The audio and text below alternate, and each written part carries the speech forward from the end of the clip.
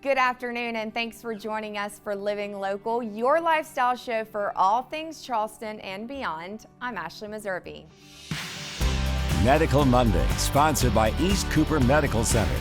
Joining us today, we have Dr. Kyle Kokko. He's a hand surgeon here at the Hand Institute of Charleston with the East Cooper Medical Group. Thanks for having us. Thanks for being here. All right, we're in Somerville, my hometown. I love it. But before we start talking about what you do here at the Hand Institute, let's talk about you. How'd you get started? How'd you get here?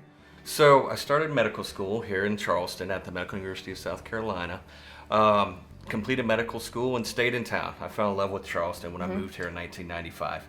So I just moved here and decided to stay. Finished my orthopedic residency and then went to New York for 1 year to do my hand fellowship, and then I returned to Charleston. So I've been in town for 25 years now. Wow. Okay, so what did you do with the hand fellowship? So the hand fellowship is a subspecialty training year in orthopedic surgery. So we learn how to treat all the different conditions of the hand. Okay, so let's talk about some of those conditions. What are some of the most common things you see here? Sure. So mostly we see kind of broad categories. So numbness and tingling, we see a lot of that. Carpal tunnel is the most common. You've probably heard about that. Numbness and tingling, and clumsiness with your fingers. So that's one broad category. We also see lumps and bumps. We see cysts on the back of the wrist, cysts on the fingers, and we can treat those as well. We also see fractures of all ages. So from our high school kids, all the way up to elderly men and women that fall. And then arthritis, a very common thing, whether it's a post-traumatic event in a younger patient or a degenerative type of arthritis in our older population. So I don't know if this is a myth or I made it up or I heard it somewhere, but so let's say you break your thumb or something. Can you even do anything about it, or you just put it in a little splint or whatever, and then is it like your toe? So is it? I know this is a crazy question, but hey, you're here, and I have to ask you that. No. Can you really do anything about it? Yeah, so it's a great question. So, Okay. So the answer is yes. Okay. Sometimes it is as simple as just putting into a splinter cast Yeah. and Okay. resting it and letting the body do its thing. Okay.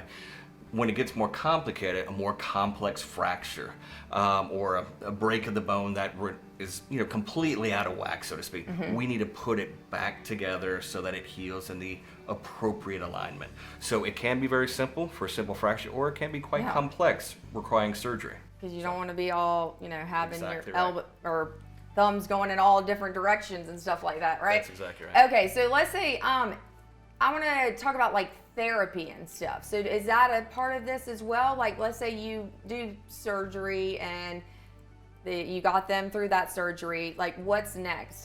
How do you help them through that entire process from the moment they get here to the moment that they're leaving? That's a great question. It would be untrue to say that I'm front and center for every portion of the treatment process.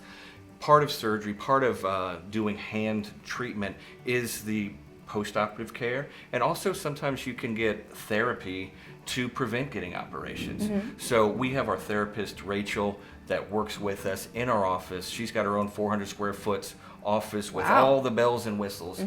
Are y'all using those for people maybe that had a stroke or something and they're not able to use their hands or something like that? Different than a stroke most of the time. Most of what we're seeing are injuries. Injury. Okay. Or overuse sort of things. Gotcha. Tendinitis. Okay. Less strokes, but we do see our share of that patient population. Okay, gotcha. Yeah.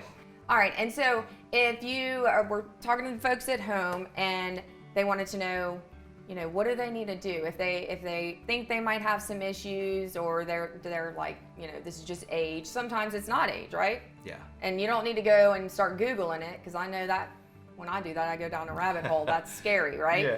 Well, Google's fine. I do like an educated patient, someone who's said, "Hey, doc, is it this? Doc, is it that?" We can certainly get them, in a more narrow view and to, really hone in on their problem. But the patients that we want to call right away, injuries. Sometimes you can get an injury and, bad injuries can happen and people don't know it. And then you can see it months later. That's bad. So if you have an injury, call right away. That's really important. if it's more of a chronic thing, a tendonitis, arthritis, that sort of thing, I think, you can kind of do some home remedies, take some anti-inflammatories, get some over-the-counter braces. I think that's all fair game. But once that fails, come see us. Yeah, I We mean, know how to treat just this. safe bet. Just come and see you, and then you don't have to worry about it, right? Absolutely. And then if you have the kids, because you see for all ages, All right? ages, yeah. So if they experience something and you don't get that addressed, it could have long-term implications, right? Absolutely, absolutely. We treat babies down to about 6 months Wow. to elderly. Alrighty. Well, thank you so much again for having Thanks us. for having us. Yeah, thanks. And for more information, you can head online to handinstituteofcharleston.com. More Living Local is coming your way, so stay tuned. We'll be right back.